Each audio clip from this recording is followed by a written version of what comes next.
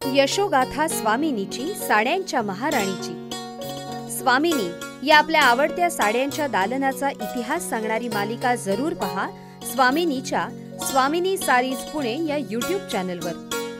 आजच स्वामिनी सारीज पुणे या YouTube, Facebook आणि इंस्टाग्राम या सोशल मीडिया प्लॅटफॉर्मला भेट द्या, सबस्क्राइब करा आणि स्वामिनीशी कनेक्ट व्हा.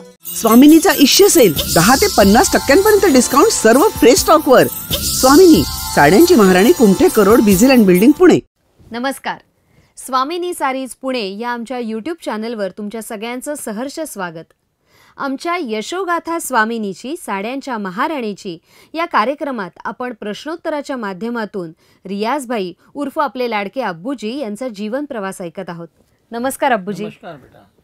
अब्बूजी, मागच्या एपिसोडमध्ये आपण ऐकलं की तुम्ही पुन्हा एकदा तिसरी नोकरी जॉईन केलीत आणि त्याच वेळेला ॲट अ टाईम मुलांची शिक्षणं चालू होती, तर दिवसेंदिवस खर्चही वाढत होते. तर मग त्या नोकरीतल्या पगारातून सगळ्या गोष्टी भागत होत्या का इतर काही उद्योग व्यवसाय करण्याची गरज वाटली तुम्हाला? पहिले तर मी एक समाधानी माणूस आहे. ज्या पगार मिळत होता, जे एक्स्ट्रा ॲक्टिव्हिटीज वगैरे होते, जसं बायकोच्या त्याच्यात एक योगदान खूप होता. घरी जे शिलाईचं काम अगदी 10-10 तास सारखे बसून करायची ती, ते म्हणजे इतका की घर चालण्यापुरता तो चालला होता. आणि माझा पगार वगैरे जे आहे ते मुलांच्या शिक्षणासाठी होता. पण पैसे कोणाला नको आहे, आणि कसं काय आपल्याकडे थोडासा पुढं लग्न वगैरे येणार आहे, पोरांचे शिक्षणासाठी लागणार आहे, तर थोडेसे पैसे साचून ठेवायला पाहिजे एवढं. त्या हिशोबाने मी साईड बाय साईड 2-4 धंदे करत होतो. त्यातला एक धंदा आहे की गव्हर्मेंटचा शासकीय दूध जे हे होता, बॉटल वगैरे होती दुधाची आणि पिशवी होती, ते नोकरी मी केली.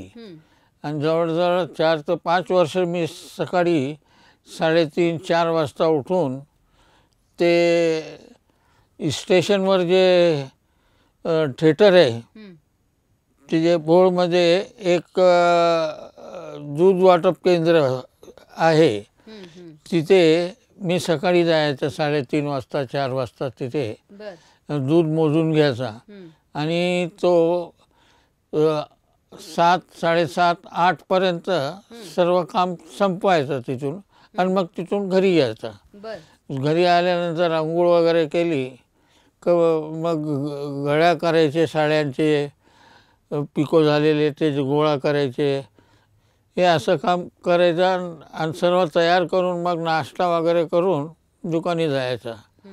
दुकानात जाताना मला 3-4 दुकानवाले एक्स्ट्रा काम द्यायचे की रफू करायचं आहे, काय साडी दुरुस्त करायची आहे, काय साड्यांची घड्या वेगळी करून काहीतरी त्याला नवीन रूप द्यायचं आहे, हे असे कामं मला मिळायचे.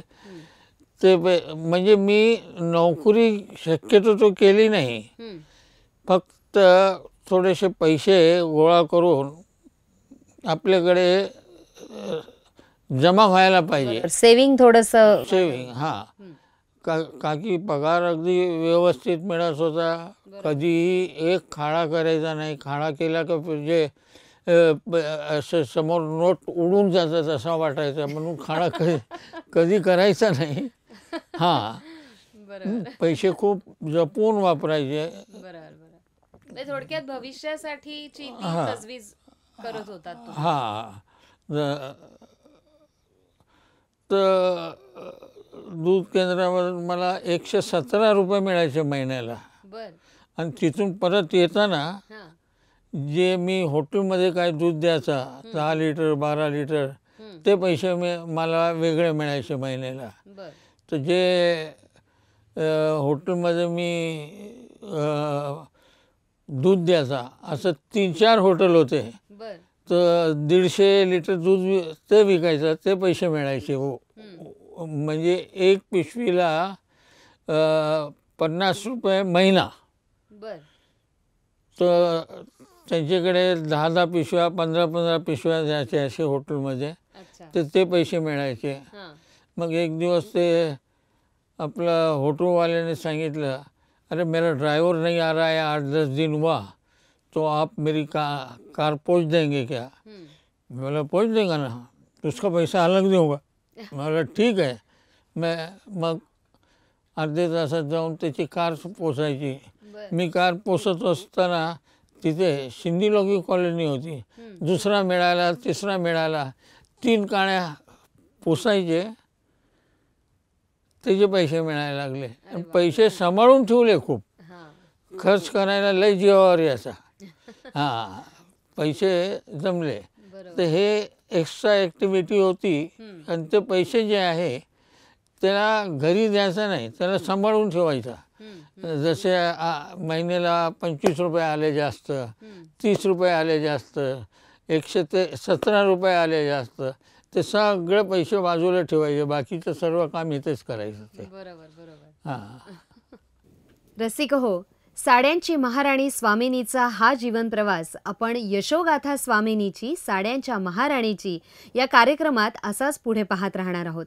तसंच साखरपुड्याच्या साड्यांपासून अगदी लग्नाच्या बस्त्याच्या पारंपरिक नऊवारी साड्यांच्या खरेदीसाठी महाराष्ट्रातील एकमेव 3 मजली प्रशस्त दालन स्वामिनीला नक्की भेट द्या. भेटूयात पुढच्या भागात. तोपर्यंत नमस्कार. स्वामिनीचा इश्य सेल 10 ते 50% डिस्काउंट सर्व फ्रेश स्टॉकवर. स्वामिनी, साड्यांची महाराणी, कुमठे करोड, बिझिल अँड बिल्डिंग, पुणे. यशोगाथा स्वामिनीची साड्यांच्या महाराणीची. स्वामिनी या आपल्या आवडत्या साड्यांच्या दालनाचा इतिहास सांगणारी मालिका जरूर पहा स्वामिनीच्या स्वामिनी सारीज पुणे या यूट्यूब चॅनलवर. आजच स्वामिनी सारीज पुणे या यूट्यूब, फेसबुक आणि इंस्टाग्राम या सोशल मीडिया प्लॅटफॉर्मला भेट द्या, सबस्क्राईब करा आणि स्वामिनीशी कनेक्ट व्हा.